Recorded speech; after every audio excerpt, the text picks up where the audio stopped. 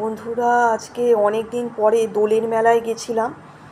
আর দোলের মেলা থেকে আর কি কি মানে তুলেছি সেগুলো আর মানে কিনেছি আর কি, সেগুলো আর শেয়ার করতে ইচ্ছে হলো না, কেন জানি না। আজকে আমার একটা ফটো তুলতেও ভালো লাগছিল না, আর মনটাও খারাপ হয়ে গেছে। ঘরের মধ্যে না এত স্পাইডার আসে না, বড় বড় সাইজের, মানে মহিলা মাকড়সাগুলো ডিম পাড়তে।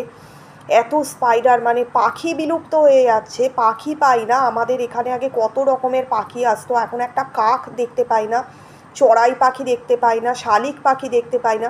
তাছাড়াও মৌটুসি পাখি, তারপরে কাঠঠোকরা আসতো, কতগুলো মাছরাঙা আসতো, বুলবুলি আসতো, দোয়েল আসতো, ফিঙে আসতো, তারপরে আরও অনেকগুলো অনেক ধরনের পাখি আসতো।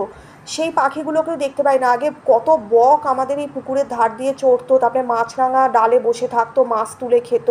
কাঠঠোকরা এখানে গাছের ডালে ঠক ঠক করতো। একটা বড় কৃষ্ণচূড়া টাইপের গাছ ছিল, কৃষ্ণচূড়া নয় তবে ওই টাইপেরই ফুল হতো, লম্বা লম্বা। ওর এই বসন্তকালে না পুরো গাছটা লালে লাল হয়ে যেত।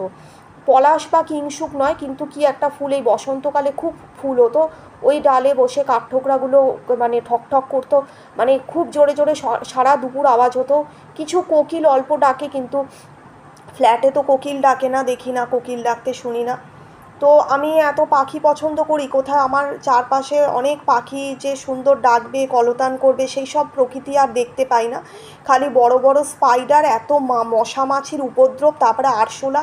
আমার আর ভালো লাগে না বন্ধুরা, সত্যি কথা বলতে না, আমার আর ভালো লাগে না।